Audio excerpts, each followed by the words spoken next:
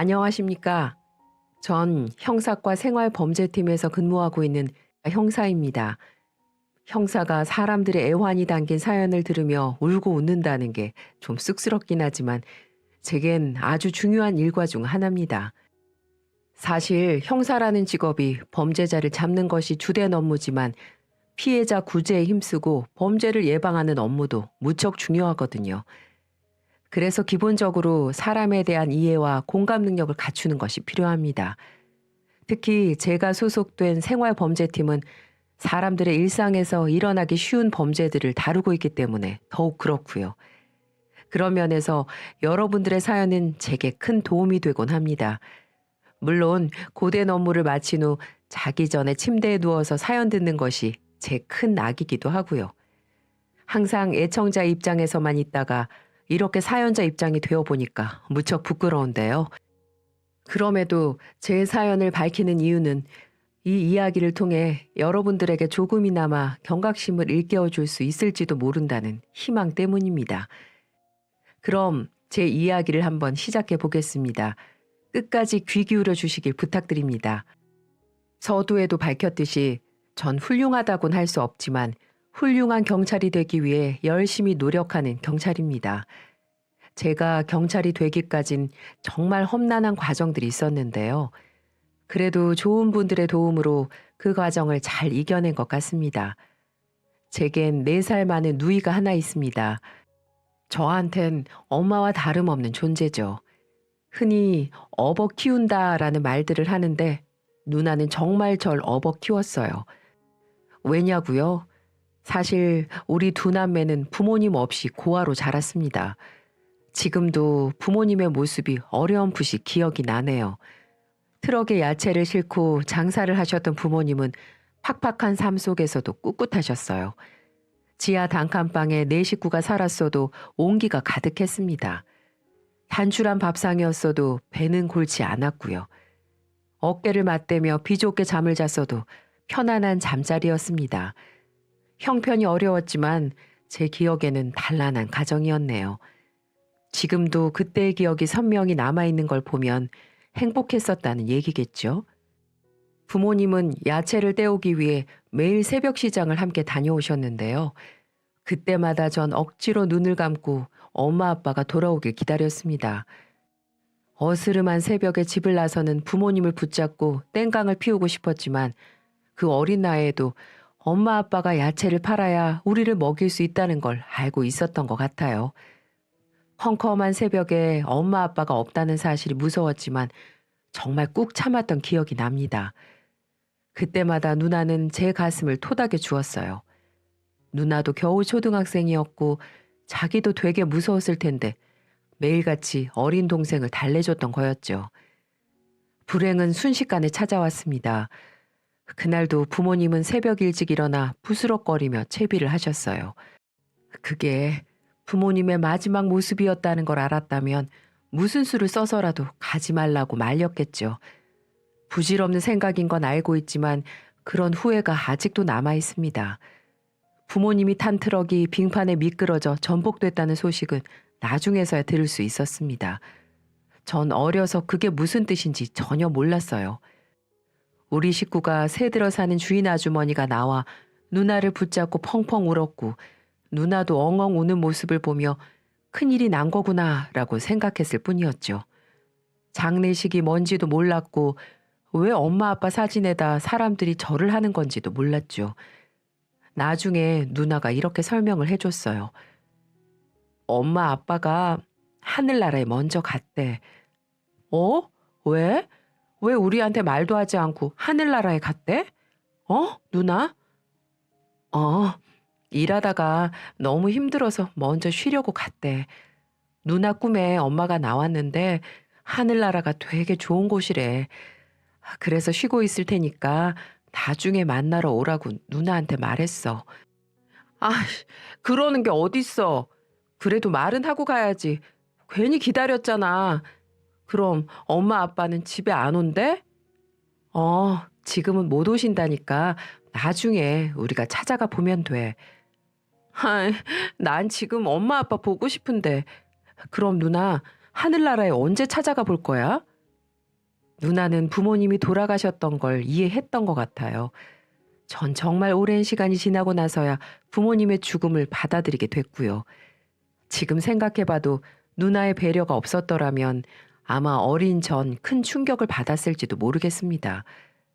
한순간에 고아가 돼버린 우리 남매는 이제 고생길이 기다리고 있었죠. 우리를 돌봐줄 일가 친척이라곤 시골에 있는 외숙모뿐이었는데 외숙모는 우리를 키울 수 없다고 거부했고 우린 졸지에 고아원에 갈 신세가 돼버린 것이었죠. 남은 거라곤 시설에 들어가는 방법뿐이었습니다. 하지만 누나는 동생이랑 단둘이 살 거라며 얼굴 모르는 어른들 앞에서 완강히 버텼던 모습이 기억이 나네요. 아마 누나는 초등학교 4, 5학년쯤 됐던 것 같아요. 누나는 절대 고아원에 가지 않겠다고 고집을 부렸고 우리를 도와주려던 관계자분들도 곤란한 상황이었죠. 후견인이 돼줄 만한 친족 하나 없는 우리를 그냥 방치할 수는 없고 방법은 오직 보육시설로 가는 것뿐인데 누나가 저렇게 버티니 난감했던 것 같습니다. 그때 주인집 아주머니가 그 사람들과 심각하게 대화를 나누더군요. 너무 어릴 적이라 자세히 알 수는 없었지만 아마 당신께서 아이들의 미성년 후견인이 돼주겠다고 했던 것 같아요. 그래서 우리 남매가 시설로 가지 않았던 것 같습니다. 아주머니는 저희에게 이렇게 말했어요. 아줌마가 너희들 어른이 될 때까지 도와줄 거야. 그러니까 울지 말고 씩씩하게 살자. 알았지? 아주머니한텐 자식이 둘 있었어요. 저희와 똑같이 남매였죠. 거기에다 돌봐야 할 아이가 둘이나 더 생겼으니 얼마나 힘든 결정이었겠습니까? 하지만 전 마냥 좋았어요. 낯선 곳에 가지 않고 누나와 함께 살 수 있다는 사실이 마냥 좋았을 뿐이었습니다. 야, 그 우유 왜 먹어? 그거 내 건데. 아직도 생생히 기억에 남습니다. 주인 아주머니의 첫째 딸이 표독스럽게 소리를 지르는 그 모습이 말이죠. 아주머니가 가져다 주신 우유를 마시고 있는 누나의 모습에 질투가 났던 모양이에요. 그리곤 우유를 빼앗아 누나의 얼굴에 집어던지는 것이었습니다. 하지만 누나는 씩씩거리기만 할 뿐 아무 대꾸도 하지 않더군요. 그땐 잘 몰랐지만 아마 누나는 주인 아주머니의 딸과 다퉜다간 쫓겨날 수도 있다는 생각을 했었겠죠. 아유, 얘가 왜 이래? 엄마가 가져다 준 건데 왜 난리야? 네 우유는 냉장고에 있어. 아주머니는 못된 딸을 혼찌검을 내며 우유에 흠뻑 젖은 누나를 달랬습니다. 일을 어째. 아줌마가 미안해. 제가 왜 저렇게 심술을 부리는 줄 모르겠다. 옷 갈아입고 아줌마한테 줘. 내가 빨아줄게. 지금 생각해봐도 아주머니는 우리에게 정말 잘해주셨습니다. 당연히 지하방 월세는 받지 않으셨고요. 겨울엔 따뜻하게 지낼 수 있도록 알아서 난방 기름도 채워주셨고 끼니도 자기 자식들과 다름없이 꼬박꼬박 챙겨주셨습니다. 정말 고마우신 분이죠. 그런 아주머니의 따뜻한 마음과 여러 어른들의 도움으로 우린 어려운 환경을 극복해가며 그럭저럭 잘 지낼 수 있었습니다. 일찍 철이 들어버린 누나도 학교에 잘 다닐 수 있었고요. 공부도 정말 악착같이 하더군요. 어린 마음에 자기가 동생과 함께 잘 살 수 있는 방법이 오직 공부뿐이라고 생각했던 것 같아요. 자랑스러운 우리 누나는 가정의학과 의사가 됐습니다. 매형도 의사고요. 정말 대단한 누이죠? 저도 우리 누나가 정말 대단한 사람이라고 생각합니다. 저 역시 그런 누나의 영향을 받고 자라서 큰 사고를 치지 않고 열심히 학교를 다녔어요. 솔직히 비뚤어질 새가 없었죠. 그랬다간 누나한테 크게 혼이 나고 집에서 쫓겨났을걸요? 이런 말을 하고 나니 불쑥 중학교 때 있었던 일이 떠오르네요. 저도 친구들과 어울려 다니며 껄렁껄렁거렸을 때가 잠시 있었거든요. 동네 골목길에서 친구들과 담배를 피우다가 누나한테 딱 걸려버렸지 뭡니까. 누나가 무서운 표정으로 날 노려보는데 어찌나 가슴이 떨리던지 다리가 후들거릴 정도였다니까요. 그렇게 절 노려보고 난 후 말없이 돌아가더라고요. 뭔가 낌새가 이상했지만 그러려니 하고 말았죠. 하지만 집으로 돌아간 전 화들짝 놀라고 말았습니다. 책과 공책은 물론 교복이랑 운동화, 옷가지들까지 누나는 제 것을 모조리 집안에서 빼내서 길바닥에 아무렇게나 내던지고 있었습니다. 길을 지나던 사람들이 이상한 눈으로 쳐다봐도 누나는 아랑곳하지 않았습니다. 누나, 지금 뭐 하는 거야? 왜 이래? 내 걸 왜 버리는 건데? 지금부터 넌 내 동생 아니야. 그러니까 나가. 나도 동생 없다고 생각할 거야. 정말 큰일 났다 싶었죠. 저렇게 불같이 화내는 누나의 모습은 처음 봤습니다. 진짜 누나가 다시는 절 보지 않을 것만 같았어요. 솔직히 겁이 나서 죽을 뻔했죠. 제게 남은 가족이라고 누나밖에 없는데 누나한테 버림받으면 어떻게 살아야 할지 막막하다고 생각했으니까요. 미안해 누나. 내가 잘못했어. 다시는 담배 피우지 않을게. 어? 한 번만 용서해줘. 됐어. 엄마 아빠가 이런 네 모습을 보고 편하게 잠드실 수 있겠어? 나도 이런 동생 필요 없으니까 당장 나가. 신문을 돌리든 술집 웨이터를 하든 너 알아서 살아. 누나, 이러지 마. 진짜 잘못했다니까. 누나는 막무가내였습니다. 중학교 2학년인데도 눈물이 펑펑 나더라고요. 진짜 버림받는 줄 알았다니까요. 제 이불까지 둘둘 말아서 바깥에 막 집어던지는데 솔직히 지금도 누나의 그런 모습을 떠올리고 싶지 않을 정도였습니다. 누나의 화는 잦아들 기미가 없었고 넋이 나가버린 전 버려지는 제 물건들을 망연자실하게 보고만 있었죠. 그때 제 눈에 구세주가 들어왔습니다. 때마침 시장을 보고 돌아온 주인 아주머니가 그 광경을 목격한 것이었죠. 아이고, 이게 무슨 일이니? 왜 동생 물건을 내다 버리는 거야? 아줌마, 누나 좀 알려주세요. 제가 담배 피웠다고 화가 나서 저래요. 저보고 이 집에서 나가래요. 아줌마, 누나한테 말 좀 해주세요. 전 아주머니 옷자락을 붙들고 사정했죠. 누나를 말릴 사람은 아주머니밖에 없었어요. 전 아주머니 등 뒤에 숨어서 제발 아주머니가 누나를 말려주길 바랬습니다. 전후 좌우 사정을 알게 된 아주머니가 부드러운 목소리로 누나를 달랬습니다. 그래, 네가 화가 난 건 알겠어. 하지만 동생이 진짜 반성한다잖니. 사람은 누구나 실수를 하잖아. 누나라면 잘못한 동생도 감쌀 줄도 알아야 된다고 생각해. 그러니까 네가 한 번만 참아주지 않겠니? 누나는 아주머니의 말에 겨우 진정을 하는 것처럼 보였습니다. 그리고는 닭똥 같은 눈물을 뚝뚝 흘리며 아주머니 품속에서 한참이나 울더군요. 아주머니는 그런 누나의 등을 토닥이며 괜찮아, 괜찮아, 잘했어. 네 마음 잘 알아. 라고 말했습니다. 당시엔 누나가 왜 우는지 이해하지 못했습니다. 철없던 저는 이제 쫓겨나진 않겠구나 라고만 생각하며 안도했죠. 사실 주인 아주머니는 저에게도 누나에게도 엄마 같은 존재였습니다. 단 한 번도 엄마라고 불러보지 못했지만 그분은 엄마처럼 늘 우리의 그늘이 되어주신 거였죠. 어쩌면 우리를 정말 자식처럼 여기신 걸지도 모르겠습니다.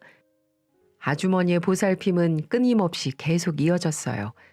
공부를 잘했던 누나는 이름 있는 대학에 단번에 합격을 했지만 합격의 기쁨도 잠시였죠. 합격자 등록을 하기 위해선 입학 등록금을 내야 하는데 간신히 학교 다니며 생활을 했던 우리에게 그런 목돈이 있을 리가 없으니까요. 하지만 아주머니는 또 우리에게 따뜻한 손길을 내미는데 주저하지 않으셨습니다. 누나의 합격 소식에 제일처럼 기뻐한 주인 아주머니는 누나에게 두툼한 봉투를 내미셨어요. 우선 이걸로 등록금 해결하렴. 아줌마가 큰 부자는 아니지만 이 정도는 해줄 수 있어. 그러니까 일단 등록부터 하고 나중에 네가 잘 되면 아줌마한테 갚으면 되지 않니? 아줌마. 아주머니의 배려 덕분에 누나는 무사히 대학에 등록할 수 있었습니다. 누나는 주인 아주머니 집에서 나와 학교 기숙사로 들어갔고 악바리 같은 성격답게 아르바이트를 해가면서도 학교 다니는 내내 장학금을 단 한 번도 놓치지 않았어요. 저도 나름대로 괜찮은 성적으로 고등학교를 졸업하고 군대에 갔습니다. 그렇게 우리 남매는 아주머니 품을 떠나 각자의 인생을 개척해 가고 있었죠. 그러는 동안에도 가끔 아주머니를 보러 들르기도 하고 전화도 하면서 소식도 주고받았습니다. 시간이 흘러 전 제대를 하고 학교를 다니고 있었고 누나 역시 병원 인턴 생활을 하고 있을 때쯤이었습니다. 그러던 와중에 언젠가부터 주인 아주머니의 소식이 뚝 하고 끊겨버린 것이었어요. 걱정이 앞선 누나는 옛날 아주머니 댁에 찾아가 봤지만 집주인이 바뀌어 있었고 아주머니가 어디로 이사를 가셨는지 알 길이 없었죠. 집이 급매로 나온 걸 보면 급하게 이사를 가신 것 같다는 말만 들을 수 있었고 아무도 아주머니의 연락처를 아는 사람은 없었습니다. 누나가 백방으로 알아봤지만 결국 아주머니의 흔적을 찾을 수가 없었죠. 그렇게 은인과 같은 아주머니를 잊고 산 지 20여 년이 흘렀습니다. 전 꿈꾸던 경찰관이 되었고 누나는 훌륭한 가정의학과 의사가 되어서 단란한 가정도 꾸렸지요. 아마 그 아주머니가 계시지 않았더라면 이렇게 우리 남매가 훌륭히 성장할 수 없었을 겁니다. 이제 두고두고 은혜를 갚을 수 있게 됐는데 아주머니를 찾을 방법이 없으니 답답한 노릇이었죠. 경찰이 된 이후에도 찾기 위해 노력했지만 아무리 아주머니의 이름으로 신원조회를 해봐도 정보가 나오지가 않더군요. 몇 가지 단서를 찾긴 했지만 결국 아주머니의 행방은 찾을 수가 없었습니다. 경찰인 제가 찾지 못하는데 누나도 방법이 없었죠. 누나는 가끔 아주머니 얘기가 나올 때면 슬쩍 눈물을 훔치곤 합니다. 그러던 어느 날이었어요. 제가 속해 있는 생활범죄팀이 형사팀 지원 업무를 하게 됐는데 오피스텔에다 사무실을 차려놓고 불법 도박 사이트를 운영하는 일당들을 체포하는 지원 업무였습니다. 그들을 체포하는 일은 일사천리로 진행됐습니다. 오피스텔을 급습해 일당들을 모두 체포하고 관련 증거물을 압수하는 작업이 어렵지 않게 진행됐죠. 전 그들의 자금이 드나드는 대포 통장을 조사하고 통장 명의자를 찾아 처벌하는 일을 맡게 됐습니다. 불법 도박 사이트 일당들의 규모가 상당해서 그들이 돌려쓰고 있는 대포 통장도 수십 개가 넘었죠. 대부분 이들에게 일정 수수료를 받고 통장 명의를 넘긴 사람들이었어요. 돈의 유혹에 넘어가 통장을 양도해버리고 만 것이죠. 대가를 받고 통장을 넘겨버린 것도 상당히 무거운 죄입니다. 돈을 벌기 위해 고수익 아르바이트를 찾다가 자신도 모르는 사이에 범죄자가 돼버리는 것이죠. 실제로 통장 명의자들 중에는 학생도 있었고 회사원도 있었어요. 딱한 사정도 보였지만 워낙 불법 사이트의 규모가 커서 대포 통장 명의자들도 구속 수사하라는 지시가 내려왔습니다. 사실 구속 수사는 실형으로 이어질 확률이 높아요. 미필적 고의라고 해도 완벽하게 혐의를 벗기가 매우 어려워지는 것이죠. 전 대포 통장 명의자들을 하나 둘씩 찾아냈고 출석 통보와 함께 연락이 닿지 않는 사람들은 직접 찾기 시작했어요. 그러다 행방이 불분명한 박숙자라는 70대 여성 명의자가 한 명 있었는데 주거지가 불분명하고 행적이 선명하게 드러나지 않더군요. 도박 사이트 일당을 취조하면서 서울역 노숙자들 중에서도 통장 명의를 빌려준 사람이 있다는 걸 알게 되었어요. 전 박숙자 씨를 찾기 위해 서울역 주변을 돌아다녔습니다. 70대 여성, 서울역 노숙자, 성명 박숙자. 어디로 가지만 않았다면 찾기 어려운 건 아니었어요. 서울역 노숙자들이 기거하는 곳은 대충 정해져 있거든요. 전 어렵지 않게 박숙자 씨를 찾을 수 있었어요. 하지만 박숙자 씨의 얼굴을 본 저는 깜짝 놀라고 말았죠. 네, 그렇습니다. 여러분들 생각처럼 박숙자 씨는 누나와 제가 그렇게 찾았던 주인 아주머니였어요. 많이 늙고 초췌한 모습이었지만 전 단번에 알아볼 수 있었죠. 맞죠? 서운동에서 사셨던 박선자 아주머니 맞죠? 저 모르시겠어요? 지하방에 누나와 함께 살았던 규혁이에요. 규혁이? 울보 규혁이 말이야? 아주머니는 흐릿한 눈을 껌뻑이며 저를 빤히 쳐다보았습니다. 그러다 절 기억하시는지 눈물을 또르르 흘리며 제 손을 덥석 붙잡았어요. 그래, 맞네. 규혁이가 맞네. 아이고, 정말 다 컸구나. 다 컸어. 네, 맞아요. 그런데 아주머니, 대체 이게 어떻게 된 거예요? 왜 이런 곳에 계시는 건데요? 아주머니는 제 말에 얼른 대답하지 못했습니다. 오랫동안 노숙 생활을 하셔서인지 건강도 좋지 않아 보였죠. 전 우선 아주머니를 경찰서로 데리고 갔고 곧바로 누나한테 연락을 했습니다. 정말? 정말 아줌마를 찾았어? 어디서? 뭐? 서울역 노숙자? 누나는 바로 절 찾아왔어요. 아줌마, 저예요. 희영이요. 저 알아보시겠어요? 아, 알다마다. 내가 똑순이 희영이를 왜 몰라? 공부도 엄청 잘해서 의대에 갔지 않니? 숭숭 빠진 앞니를 내보이며 환하게 웃는 아줌마의 모습에 전 가슴이 무너지는 줄 알았습니다. 저희의 든든한 버팀목이었던 아줌마가 왜 이렇게 됐는지 정말 이해할 수가 없었어요. 누나는 정신이 혼미한 아주머니를 붙들곤 다그치듯 물었습니다. 그동안 왜 연락이 안 됐던 거였어요? 대체 왜 이렇게 사시는 건데요? 자식들은요? 아들, 딸 있잖아요. 걔네들은 아줌마 이러고 사는 거 알아요? 눈이 뻘개진 누나는 초라해진 아줌마를 붙잡고 한참이나 울더군요. 아줌마는 그런 누나의 등을 토닥이며 괜찮다, 괜찮어. 난 괜찮으니까 울지 마라. 라고 하셨어요. 우선 따뜻한 음식을 좀 드렸고 경찰서에서 씻은 다음 깨끗한 옷으로 갈아입혔습니다. 그러니까 옛날 아주머니의 모습이 더 보이더군요. 기운을 좀 차린 아주머니는 우리 남매에게 그동안 있던 사연을 털어놓았습니다.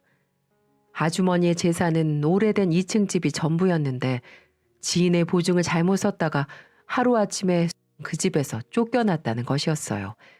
그것으로도 모자라 빚쟁이들한테 쫓기게 되었는데 이미 시집장가를 간 두 자녀들에게까지 피해가 갈까 두려워 연락을 끊고 잠적하다시피 도망을 쳤다는 거였죠. 처음엔 청주에서 허드렛 일을 하며 버텼는데 빚쟁이들이 어떻게 알고 거기까지 쫓아오는 바람에 청주에선 더 이상 버틸 수가 없었다는 거였죠. 또 도망치듯이 청주를 떠났고 서울까지 일을 하러 왔다는 것이었습니다. 아줌마, 자식들은요? 자식들한테 좀 도와달라고 하지 그랬어요. 누나의 질문에 아주머니는 쓸쓸히 고개를 저었습니다. 하나밖에 없는 2층 집을 날려먹었다는 걸 안 자식들은 엄마를 매몰차게 외면했다는 거였죠. 자기들이 물려받을 재산이 공중분해 돼버린 것에 화가 난 것이었겠죠. 아주머니는 어떻게든 혼자 힘으로 버티려고 했지만 마음처럼 되지 않았고 빠르게 흘러가는 세월처럼 건강도 급격히 나빠졌다는 것이었어요. 나이는 먹어가고 몸은 점점 쇠약해지니 어디에서 일을 하기도 어려워졌고 정신을 차리고 보니 바싹 마른 몸뚱이 하나 뉘일 곳이 없더라는 것이었죠. 아주머니의 노숙 생활은 그렇게 시작이 되었고 하루하루 끼니를 구걸하러 다니며 근근히 연명하고 있었다는 것이었습니다. 그렇게 몇 년 동안 길거리 생활을 했고 지난달쯤 웬 남자 하나가 와서 쓰지 않는 통장을 1,000원에 사겠다고 했다는 것이었어요. 하루하루가 당장 아쉬웠던 아주머니는 품속에 고이 간직했던 통장과 도장을 단번에 넘겼고 그 통장은 대포 통장으로 둔갑해 범죄에 쓰이고 말았던 것이었습니다. 기가 막힐 일이었어요. 이렇게 착하고 좋은 분이 왜 이런 아픔을 겪어야만 하는지 가슴이 답답했습니다. 누나는 당장 아주머니를 집으로 모시겠다고 했어요. 하지만 그럴 수가 없었어요. 왜냐하면 박숙자 씨는 대포 통장 사건에 연루된 피의자 신분이었거든요. 누나는 버럭 화를 내며 내게 말했습니다. 아주머니가 없었으면 너도 없고 나도 없었어. 그런데 뭐? 피의자? 아무것도 모르는 노인네가 1,000원의 통장을 팔았는데 그게 범죄자니? 나도 알아, 누나. 그런데 일단은 절차라는 게 있으니까 나한테 맡겨봐. 내가 알아서 할 테니까 일단 누나는 집으로 돌아가. 펄펄 뛰는 누나를 겨우 진정시키고 전 아주머니를 구제하기 위해서 백방으로 힘을 썼어요. 상부에도 보고를 하고 확실하게 대응을 할 수 있도록 했습니다. 대포 통장에 연루된 경우 자신이 범죄 사실을 몰랐다고 해도 공범으로 처벌을 받을 확률이 매우 높기 때문이었죠. 그리고 전 아주머니의 자식들에게 다시 연락을 취했습니다. 물론 어렸을 적 새빵 살던 귀역이라는 말은 빼고 말이죠. 하지만 그들은 엄마와는 연 끊고 산 지 오래됐다는 말과 함께 엄마가 감방을 가든 재판을 가든 자신들과는 아무 상관없는 일이라고 선을 긋더군요. 정말 화가 났습니다. 저와 어린 시절을 함께 보냈기 때문에 저도 잘 알고 있었거든요. 아주머니가 제 자식들을 어떻게 키웠는지 말이죠. 정말 아주머니의 말려는 박복했습니다. 전 반드시 아주머니를 구제하리라 마음을 먹었어요. 저와 누나가 발바닥에 땀이 나도록 뛴 것이 효과가 있었나 봅니다. 다행히 아주머니가 놈들에게 넘긴 통장은 인출 범위가 적고 가담 정도의 기간이 짧았습니다. 또 병약한 노숙자였다는 것도 무리 없이 인정됐고요.